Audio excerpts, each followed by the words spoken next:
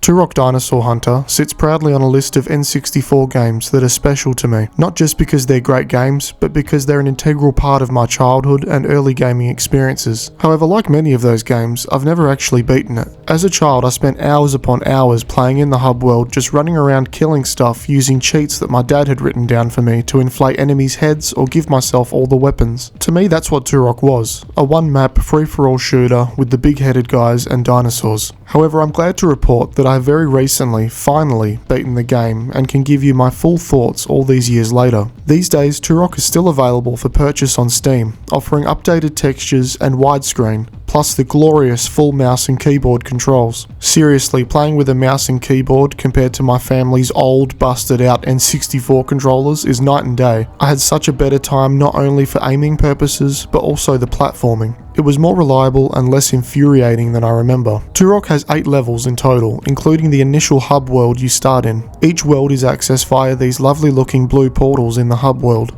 You'll unlock these doors to each world by obtaining keys in each level. These keys seem to contain a liquid that Turok drinks for some reason. Seriously, I've always wondered why is he taking a big gulp from the key every time I find one. What's in those keys, and is it delicious? The level layouts are classic late 90s shooter maps featuring some light platforming where you can get so lost and turned around all the damn time. I can't tell you how many times I got lost before I remembered that there's a map. Now, it's not a good map, in fact I'd say it's pretty average, but it still does the job enough to show you where you've been and what areas are still yet to be filled out and explored. The environments change up from level to level. Some are similar outdoor type areas with trees and grass, but I think they're all unique in their own ways and vary enough to keep it interesting. Save points and checkpoints are plentiful and are truly necessary to ensure you don't lose a heap of progress on a single death. Another helpful addition is these smaller blue portals that will randomly appear in levels. They provide an opportunity to top up your health or find some ammo. Each level had plenty of personality and decent theming, like ancient ruins and booby-trapped temples or winding walkways on jungle treetops. I do like the merging of technology into what seems to be a very primitive world, and it's all very retro looking, because it is retro. Everything is low poly, but the fun and enjoyment is not diminished in any way. In fact, I'd say given my computer's aging internals, the low poly, easy to run nature of an old game like Turok meant I could enjoy all the fast-paced action without my computer sounding as if it's about to lift off.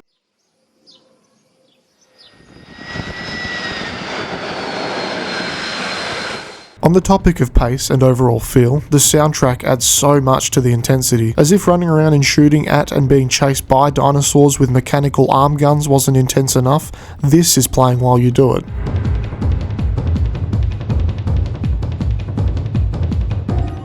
It's absolutely mint and complements both the gameplay and the brutal world of Turok perfectly. Discovering new weapons is a great incentive for exploration. You'll find better and crazier weapons as you progress. These help deal with the insane enemies that Turok has to deal with. To quickly point out my favourite enemy, it's got to be these chonky tanks. They take forever to defeat, and in another life I'm sure they're probably really down to earth and chill. Like I've mentioned, there are dinosaurs and people to take on, but also oversized toxic bugs, and these crazed cave-dwelling monkey fellas. A nice variation on enemies throughout the levels helps to keep things from feeling stale or repetitive. I did have big issue with these gigantic primordial dragonflies. They appear out of nowhere with their signature humming sound and peck the shit out of you. The dinosaurs slowly increase in size until, spoiler for the ending of the game, but you get to take on this big shithead, a weaponized T-Rex who isn't even the main boss. The main boss is this dude who apparently runs the show. I had a good time with the boss fights and the final level, even though it felt like it was super long. I did enjoy the difficulty of the finale. It felt properly big and climactic. If you're enough of an adventurer during your playthrough, you might collect enough pieces of this device called a chronoceptor, which is the best weapon in the game, I believe. If you're into jank and being able to break a game, then I'm pretty sure you're already into Turok. You're able to run past a large majority of enemies if you really want to and know exactly which way you're going. I've even seen some people beat the entire game using only the starter machete, so there's plenty of wriggle room in your approach to completing Turok. Overall, I have to say, if you like first-person shooters